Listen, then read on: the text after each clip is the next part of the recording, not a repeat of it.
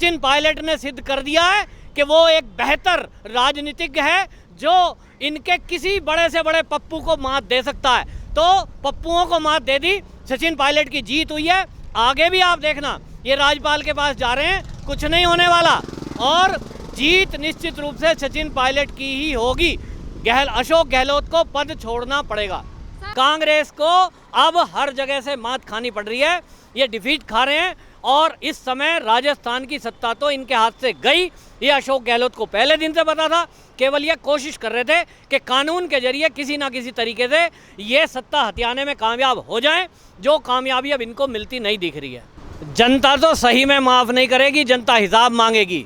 अशोक गहलोत के भाई ने जिस तरह से यूरिया घोटाला किया, किसानों के नाम का यूरिया हड़प गए, हाँ, इसका अग्रसेन भाई जो है, अरबों रुपए का पेनल्टी लगी, उसके बावजूद अभी वो जांच चल रही है और किसानों का हक मार के खा गए। तो जनता तो इनसे पूछेगी। नंबर 2, जनता इनसे पूछेगी कि जो प्रदेश में युवा नेता सचिन पायलट के नाम पर तुमने वोट मांगे, सबको ये कहा था कि मुख्यमंत्री सचिन पायलट को बनाएंगे, लेकिन बनाया किसको? बुढ़ऊ बन के बैठ गए। तो ये धोखा हुआ है उस जनता के साथ, धोखा हुआ युवाओं के साथ, धोखा हुआ गुर्जर बिरादरी के साथ। गुर्जर बिरादरी आक्रोश में है, इसको लेकर के सब अपने को ठगा महसूस कर रहे हैं कि हम तो ठगे गए। हम तो सोच रहे थे कि सचिन पायलट को मुख्यमंत्री बनाया जा रहा है, लेकिन आप बन के बैठ गए खुद।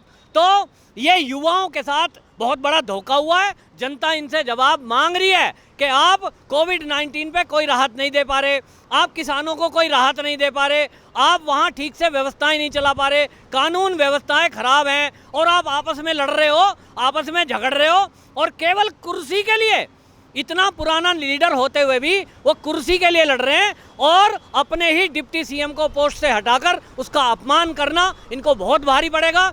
किसको इन्होंने कहा नाकारा निकम्मा? अब ये सिद्ध करेगा सचिन पायलट कि नाकारे निकम्मे तुम हो या तुम्हारा पप्पू है या मैं नाकारा निकम्मा हूँ। ये तो अब सचिन पायलट इन सबको बताने वाला है।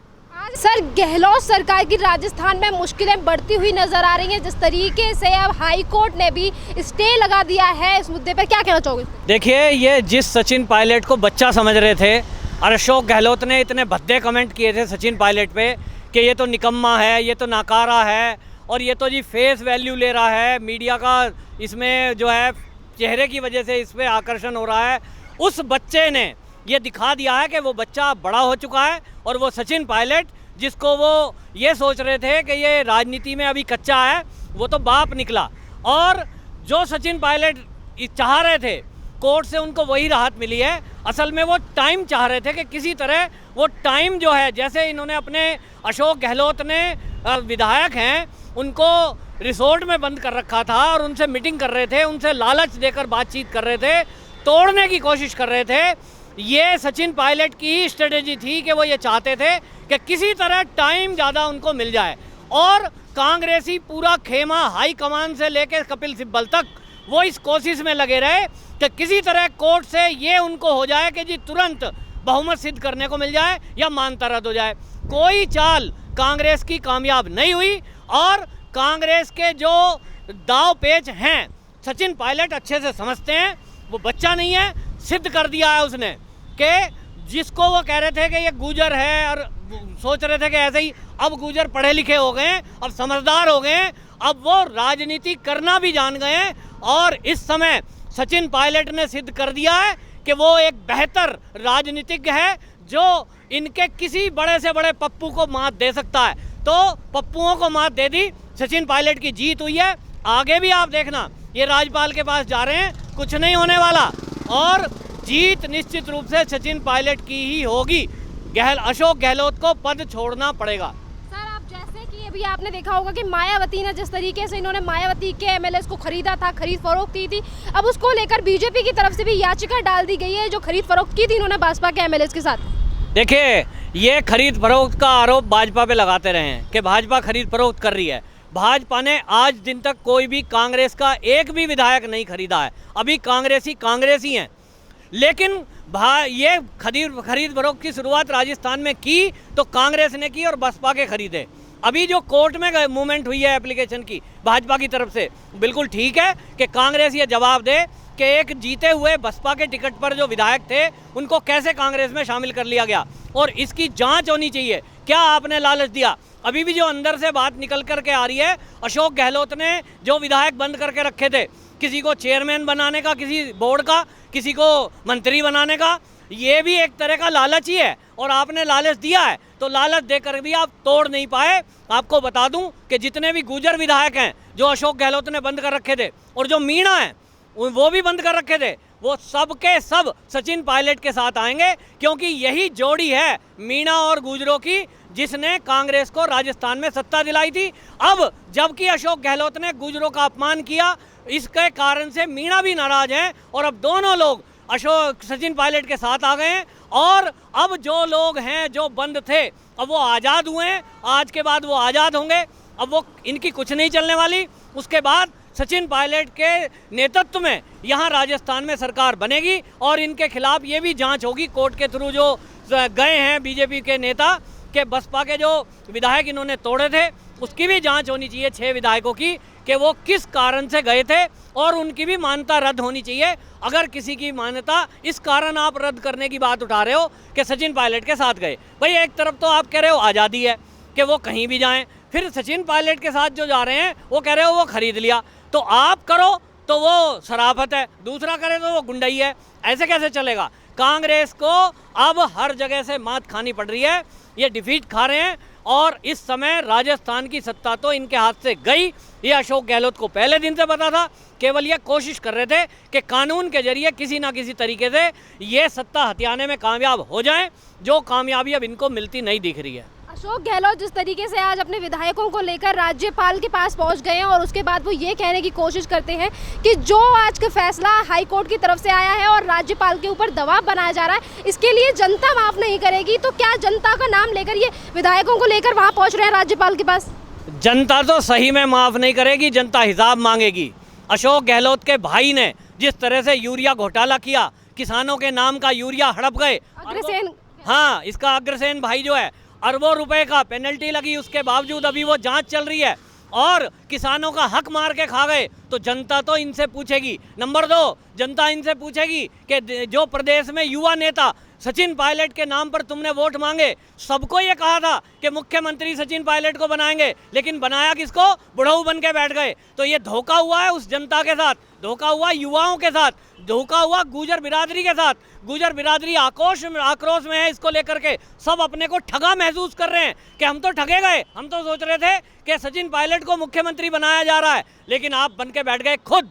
तो ये युवाओं के साथ बहुत बड़ा धोखा हुआ है। जनता इनसे जवाब मांग रही है कि आप कोविड-19 पे कोई राहत नहीं दे पा रहे, आप किसानों को कोई राहत नहीं दे पा रहे, आप वहाँ ठीक से व्यवस्थाएं नहीं चला पा रहे, कानून व्यवस्थाएं खराब हैं, और आप आपस में लड़ रहे हो, आपस में झगड़ रहे हो, और केवल कुर्सी के लिए, इतना पुराना लीडर होते हुए भी वो कुर्सी के लिए लड़ रहे हैं, और अपने ही डिप्टी सीएम को पोस्ट से हटाकर उसका अपमान करना इनको बहुत भारी पड़ेगा।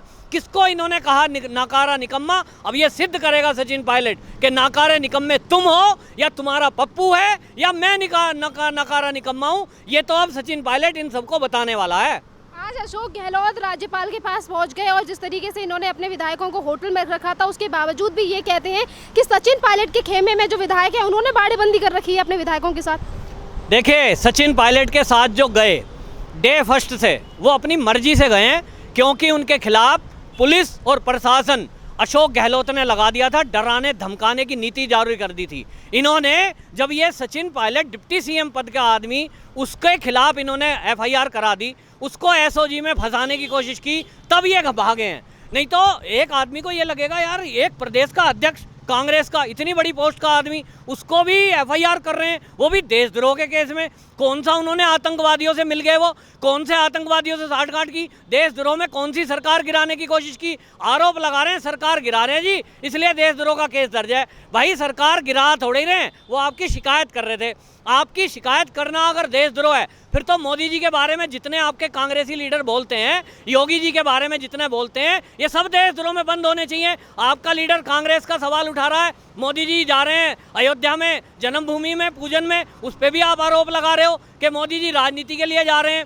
तो भैया फिर तो तुम सब के सब राजद्रोह में बंद होने चाहिए।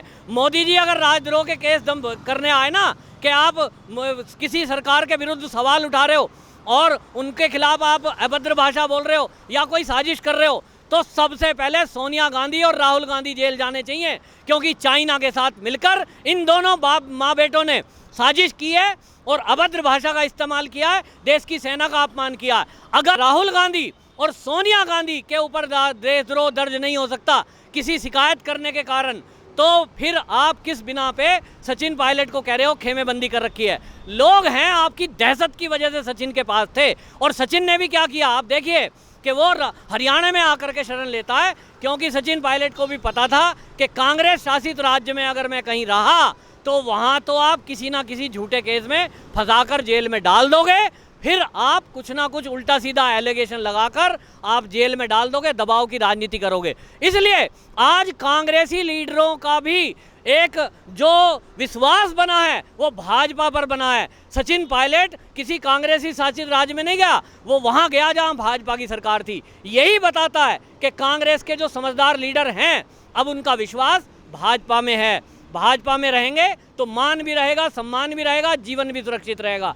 ये सचिन पायलट ने अकलमंदी दिखाई और इसी कारण से आज तक वो जेल में नहीं गया है, ना किसी लफड़े में फंसा है, और इसी बचने के लिए ये विधायक सचिन पायलट के साथ गए थे। कोई खेमेबंदी नहीं है, खेमेबंदी तो इसको कहते हैं बसों में भर रहे हो, गेट पे बस लगाई हुई है, बैठो अब वहाँ चलो, भेड़ बकरी की तरह उनको हाँका जा रहा है। तो आप लोग जो है लालच दे रहे हो, अपनी शिकायतों को दबाने के लिए आप देशद्रोह के केस दर्ज कर रहे हो मीडिया में। आज जो हाई कोर्ट की तरफ से फैसला आया उसको लेकर बीजेपी के ही नेता सतीश पूनिया ने जो बड़ा बयान दिया है, उन्होंने कहा है कि कभी कभार ऐसे समीकरण बनते हैं जिसमें जिनके पास कम विधायक भी होते हैं वो भी मुख्यमंत्री बन जाते हैं। बिल्कुल, आप देखिए इस समय बात क्या है, पूरे में एक माहौल चला है राजस्थान में कि इस प्रदेश की बागडोर युवा नेतृत्व में आनी चाहिए। सचिन पायलट के नाम पर जिन लोगों ने वोट दिया वो जब अपने को देख रहे हैं कि हम तो रह गए, इस समय सचिन पायलट को ये समझा जा रहा है कि जो व्यक्ति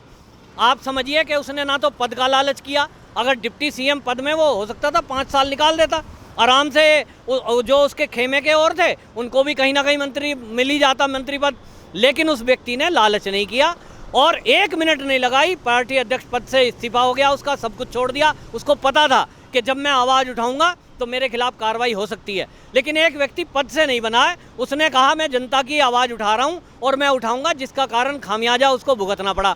तो इसलिए अभी सतीश पूनिया ने जैसा कहा कि वास्तव में युवा है, कम लोग हैं, लेकिन उनकी सपोर्ट में जैसा कि भाजपा एक रहा है कि राष्ट्रीय चरित्र वाली पार्टी है, और इसलिए उन्होंने देखा है कि युवा नेता है, राष्ट्रीय चरित्र की वजह से, देशभक्त भावना की वजह से और राजस्थान की तरक्की के लिए भाजपा ने तय किया होगा कि भाई हम इसको सपोर्ट करेंगे। तो ये तो भविष्य बताएगा, लेकिन तय है, इतना आइडिया है लोगों को कि अगला मुख्यमंत्री सचिन पायलट राजस्थान का बनने जा रहा है। धन्यवाद सर।